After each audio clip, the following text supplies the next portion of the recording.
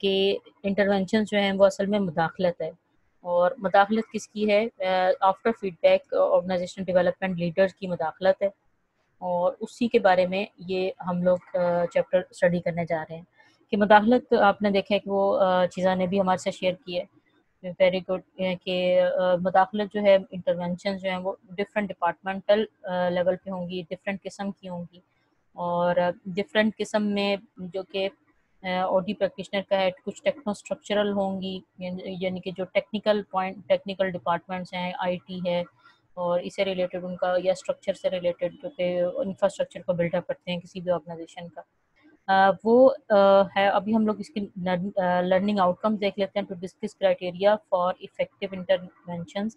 आपने इंटरवेंशन करना है, इंटरवीन करना है, मुदाखलत करनी है क्योंकि आपने प्रॉब्लम्स को सॉल्व करना है और चेंज लेके आना है। तो discuss criteria for effective interventions. Criteria क्या है इंटरवेंशंस करने का? Then to discuss issues, considerations, constraints, ingredients, and processes associated with intervention design. और टू डिस्कस इश्यूज हैं कि क्या इश्यूज आते हैं और किन चीज़ों को कंसिडर किया जाता है, कंस्ट्रेंट्स क्या आती हैं, मुश्किलात क्या आती हैं, देन इंग्रेडिएंट्स, और क्या क्या हम लोगों को पॉइंट्स को अंडर कंसिडरेशन रखना चाहिए, and processes associated with intervention design, और क्या इंटरवेंशन डिज़ाइन के साथ क्या क्या प्रोसेसेस हैं relevant. To give an overview of the various interventions used in this book. और ओवरव्यू जो आपने पहले ले लिया है, जो मैंने आपको लास्ट लेक्चर भेजा था उसमें आपने ओवरव्यू लिया कि इंटरवेंशंस असल में क्या चीज़ है, तो और इस बुक के अंदर क्या हुई हैं यूज़। अब जो डेफिनेशंस हैं of intervention and intervention is a set of sequenced and planned actions. Sequenced है, सीक्वेंस होगा, जो काम पहले करने वाला है आप उसको पहले करेंगे और जो बाद में करने वाले हैं उसको हम बाद में करेंगे। And intervention is a set of sequenced and planned actions or events intended to help the organization increase its effectiveness. अब ये सारी हम लोगों ने करनी क्या है? ऑर्गेनाइजेशन की एफिशिएंसी को इम्प्रूव नहीं करना सिर्फ, बल्कि उसकी इफ़ेक्टिवनेस को इम्प्रूव करना है, ठीक है। और इफ़ेक्टिवनेस के लिए ये जो इंटरवेंशन है ये सीक्वेंस्ड होंगी और उसके ऊपर प्लान्ड एक्शंस लिए जाएंगे। और intervention purposely disturb the status को। स्टेटस को की आपने पहले भी बात सुनी है कि स्टेटस को है कि जो चीज़ जिस तरह से है उसको उसी तरह से कि ये यहीं पे ही रहे, वो स्टेटस को है कि ये इसकी जिस तरह से आज है कि हमेशा इसी तरह से ही रहे, तो ये इसका स्टेटस को है। और जो फोर्सेस होती हैं जो एम्प्लॉयज़ की तरफ से ज़्यादा या ग्रुप्स की तरफ से ऑर्गेनाइजेशन को फेस करनी पड़ती हैं, वो स्टेटस को जब उनका स्टेटस को डिस्टर्ब होता हुआ नज़र आ रहा होता है या डिसरप्ट होता हुआ नज़र आ रहा होता है, तो वो उसके ऊपर रेजिस्ट करते हैं। Interventions purposely disrupt the status को। अब वो उसको स्टेटस को डिस्टर्ब करती हैं interventions.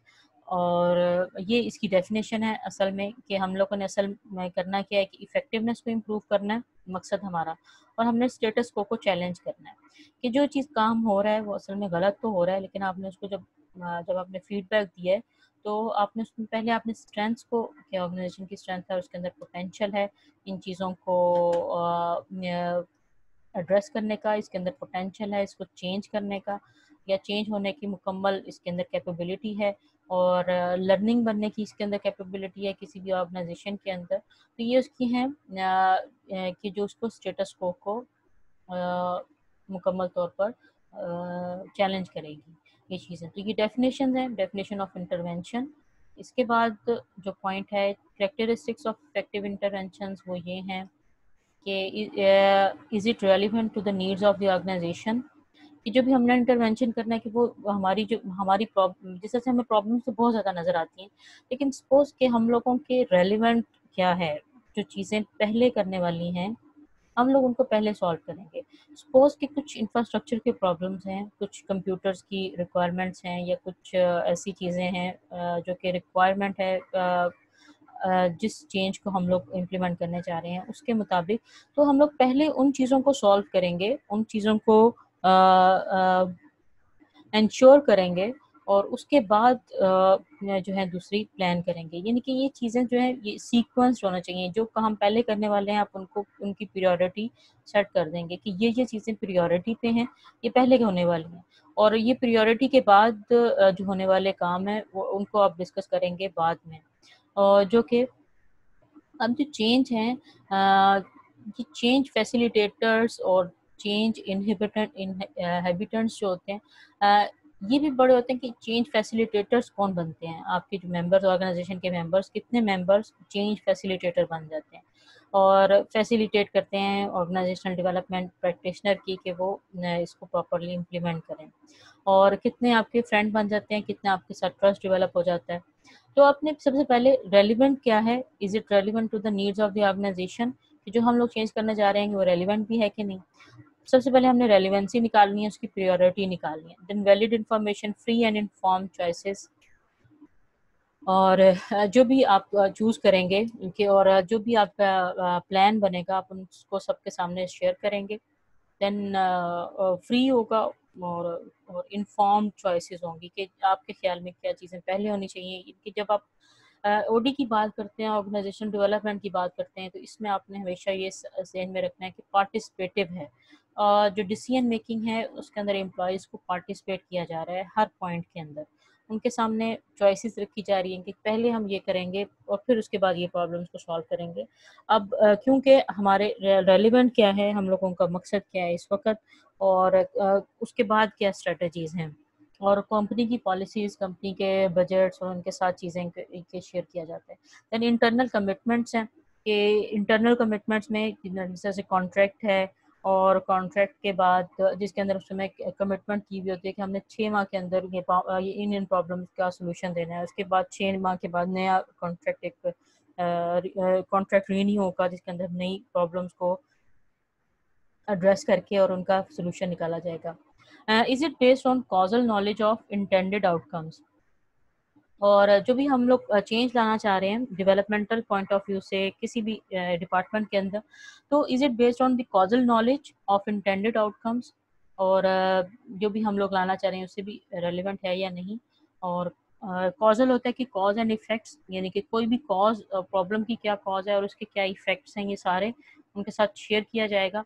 And does it transfer competency to manage change to organisation members.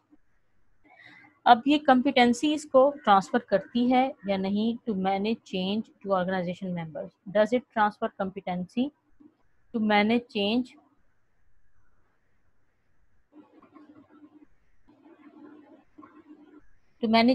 To organisation members. अब ट्रांसफ़र कॉम्पिटेंसी जो है अब हमने जिस तरह से हम ये पहले बात करते हुए आ रहे हैं कि जो बेसिक पॉइंट्स हैं, एक तो पार्टिसिपेटिव डिसीजन मेकिंग है, दूसरा आपकी ऑर्गेनाइजेशन एक लर्निंग ऑर्गेनाइजेशन बनानी है। तो ये लर्निंग ऑर्गेनाइजेशन कैसे बनेगी, और और कॉम्पिटेंट आपकी जो, यानी कि जो भी आप ट्रेनिंग्स करते हैं रेलिवेंट टू इस चेंज से रिलेटेड जो भी ट्रेनिंग करते हैं वो आपकी कॉम्पिटेंसी ट्रांसफ़र करने में हेल्पफुल हो रहा है या नहीं हो रहा। जो भी ट्रेनिंग्स हैं वो वैलिड हैं और वो हेल्पफुल हो रही हैं जो हम चेंज लाना चाह रहे हैं या नहीं हो रही। इसके बाद the design of effective interventions है कॉन्टीजेंसीज रिलेटेड टू चेंज सिचुएशंस। इसमें कॉन्टीजेंसीज रिलेटेड टू चेंज सिचुएशन है कि हम लोगों ने अब डिज़ाइन करनी है इंटरवेंशन, हमने पहले कौन से डिपार्टमेंट्स को टारगेट करना है ताकि जो कि लीड करेंगे हमारे नेक्स्ट पॉइंट्स की तरफ।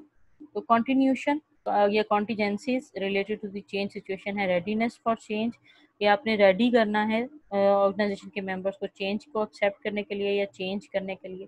देन कल्चरल कॉन्टेक्स्ट, कल्चर को किस तरह से बिल्डअप करना है, और कैपेबिलिटी जो चेंज और उनके अंदर कैपेबिलिटीज़ कैसे डालनी है, ये भी सारे पॉइंट्स हैं जो कि आप डिज़ाइन करते वक्त किसी भी ऑर्गेनाइजेशन के उनको आप डिस्कस करें। Capability of the change agent, और जो भी चेंज करने जा रहा है उसकी क्या क्या कैपेबिलिटीज़ हैं, वो किन किन सिनेरियोज को जानता है और उनको इम्प्लीमेंट करने के लिए वो रिकमेंडेशंस दे रहा है।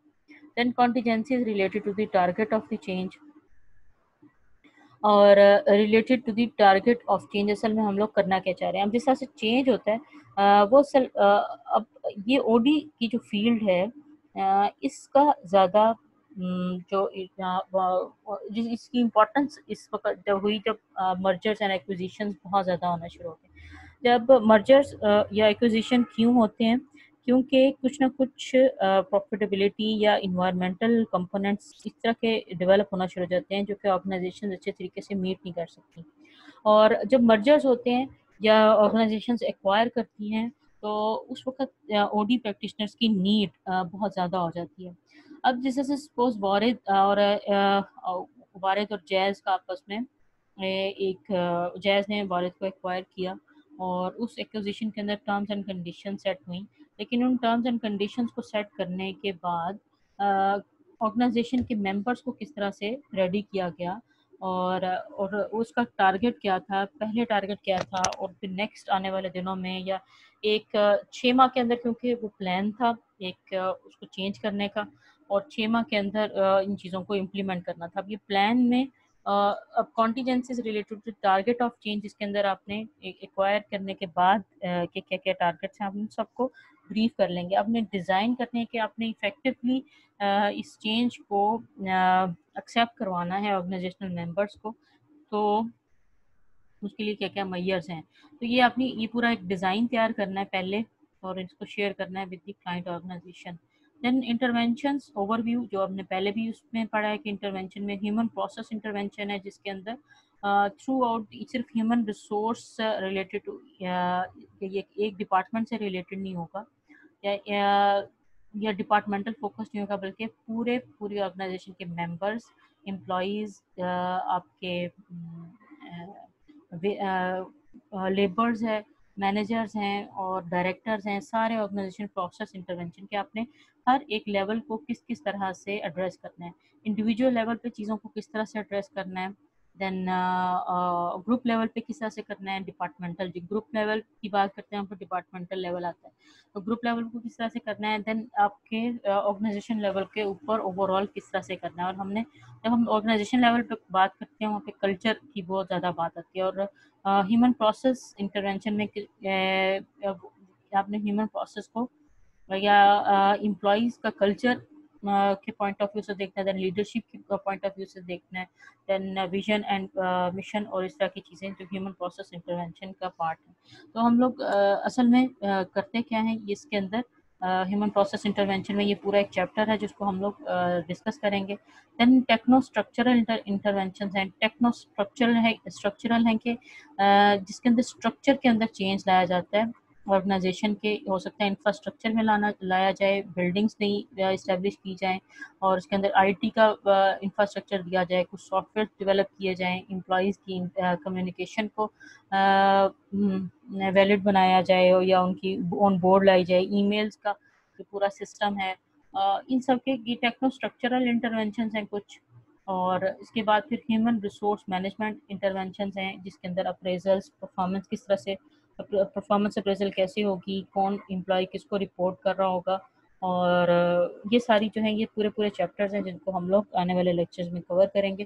देन स्ट्रेटेजिक इंटरवेंशंस हैं, स्ट्रेटेजिक इंटरवेंशंस के अंदर आपके ऑर्गेनाइजेशन के मेंबर्स हैं जिसके अंदर कंपेटिटिव कितनी है ऑर्गेनाइजेशन। जब हम स्ट्रेटेजिक की बात करते हैं, स्ट्रेटेजिक एचआरएम की बात करते हैं, स्ट्रेटेजिक किसी भी स्ट्रेटेजिक से रिलेटेड बात करते हैं, तो हम लोग इसमें कंपेटिटर को सामने रखते हैं, मार्केट को सामने रखते हैं, इन्वायरमेंट को और पूरी इकोनॉमी को as a whole as a एक अंडर कंसिडरेशन रखते हैं। उसके बाद हम लोग कुछ स्ट्रेटजीज अपनाते हैं चीज़ों को इम्प्लीमेंट करने के लिए।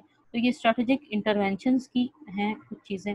देन ह्यूमन प्रोसेस इंटरवेंशंस के अंदर टी ग्रुप्स जो कि हमने पहले लेक्चर के अंदर बात की थी, जिसमें लुइंस का मॉडल हमने बाद में डिस्कस किया था। उससे पहले हमने एक्शन रिसर्च के मॉडल को डिस्कस किया था कि टी ग्रुप्स उसमें बनाए थे, कुछ लीडर्स की मदद से कुछ ऑर्गेनाइजेशन के लीडर्स आते थे और एक कम्युनिटी की कुछ प्रॉब्लम्स थी उनको हमने सॉल्व करना था और वो सारे आके डिस्कस करते थे, उनके बिहेवियर्स को असेस किया जाता था। अब टी ग्रुप्स किन पॉइंट्स पे बनाने हैं और टी ग्रुप्स क्या चीज़ है, ये हम लोग ह्यूमन प्रोसेस इंटरवेंशन में इसको हम लोग ज़्यादा अच्छे कॉम्प्रिहेंसिवली भी डिस्कस करेंगे चैप्टर के अंदर। लेकिन ये के कुछ पॉइंट्स जो हैं वो टी ग्रुप्स के जो हमने पहले मॉडल पढ़े हुए हैं, एक्शन रिसर्च मॉडल, कि आपने एक एक्शन लेके आना है, और मीटिंग्स किस तरह से, हमने एक वो लीडरशिप का मॉडल पढ़ा था, शायद आपको याद हो, कि कुछ ग्रुप्स को हमने इकट्ठा किया और इकट्ठा करने के बाद उनसे रेलिवेंट चीज़ें उनसे कहा कि कुछ डिस्कशंस करें।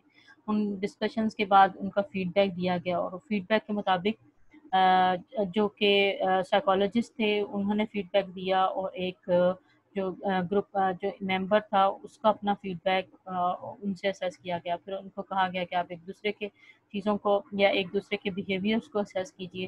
तो उसके बाद फिर जो साइकोलॉजिस्ट था उसने जो भी अपनी ओपिनियंस दी वो क्यों डिफरेंट आ रही थी। ये टी ग्रुप्स हैं जिसके अंदर टीम फॉर्मेशंस की जाती हैं थ्रू ग्रुप्स।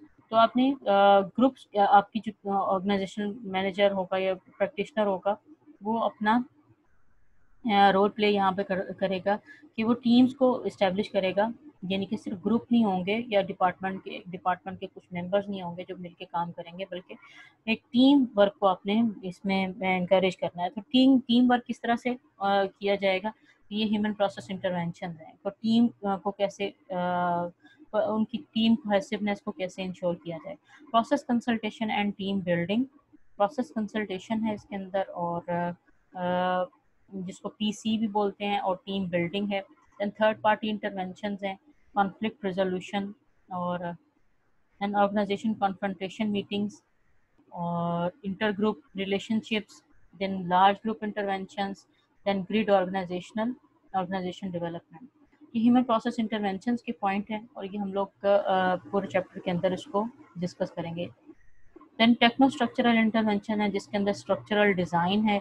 डाउन साइजिंग क्यों की जाती है, एम्प्लॉयज़ को आपने निकालना, तो हमने या कुछ एजेड एम्प्लॉयज़ हैं उनको अपने गोल्डन शेक हैंड देना है, उनको किस तरह से गोल्डन शेक हैंड, उनको कन्विंस कैसे करना है कि वो अब जाएं यहाँ से ऑर्गेनाइजेशन से, या उनको किस तरह से वैल्यू करना है और उनकी वैल्यूएशन कैसे होगी। देन ये स्ट्रक्चरल चेंजेस हैं, और जैसे हबीब बैंक में आज से 1-2 साल पहले एक स्ट्रक्चरल चेंजेस लाए गए थे जिसके अंदर गोल्डन शेक हैंड्स और दिए गए, और जो ज़्यादा एज के एम्प्लॉयज़ थे, 50 प्लस के एम्प्लॉयज़ थे, 55 अभी उनकी रिटायरमेंट नहीं आई थी लेकिन उनको उससे पहले दे दी गई। तो ये अब उनकी जगह उनको रिप्लेस करने के लिए ट्रेनिंग किन मैनेजर्स की करनी है, ये सारी चीज़ें, ये स्ट्रक्चरल चेंजेस है। स्ट्रक्चरल डिज़ाइन आपने कैसे करना है कि आपने अपने चेंज को इम्प्लीमेंट करना है। Then downsizing, reengineering भी बहुत सारे पॉइंट ऑफ व्यू से देखी जाएगी, टेक्निकल पॉइंट ऑफ व्यू से भी और दूसरे भी। Then employee involvement and work design, ये टेक्नो स्ट्रक्चरल इंटरवेंशन है। देन ह्यूमन, ये भी हम पूरा चैप्टर पढ़ेंगे टेक्नो स्ट्रक्चरल इंटरवेंशन से related. Then human resource management intervention, इसमें goal setting, performance appraisal, reward systems, career planning and development, managing work for diversity, then employ wellness, कि वो असल में एम्प्लॉयज़ के लिए हम लोगों ने करना है और उनके इफेक्टिव बनाना है इस चेंज के पूरे प्रोसेस को। तो human resource intervention and then strategic intervention है जिसके अंदर इंटीग्रेटेड स्ट्रेटेजिक चेंज है, ट्रांसफॉर्मेशन डेवलपमेंट है, ट्रांस ऑर्गेनाइजेशनल डेवलपमेंट है, देन मर्जर्स एंड एक्विजिशंस हैं, कल्चरल चेंज है, सेल्फ डिज़ाइनिंग ऑर्गेनाइजेशंस हैं, organisation learning and knowledge management है। ये आपकी सारी इंटरवेंशन से रिलेटेड पूरी जो है ओवरव्यू है। एक तो ये मैं ये भी अपलोड कर दूंगी आपके साथ, ये वाला भी जो हमने इसके ओवरव्यू लिया, और इससे रिलेटेड मैं आपके साथ पहले भी एक लेक्चर शेयर कर चुकी हूँ। ठीक है, तो ये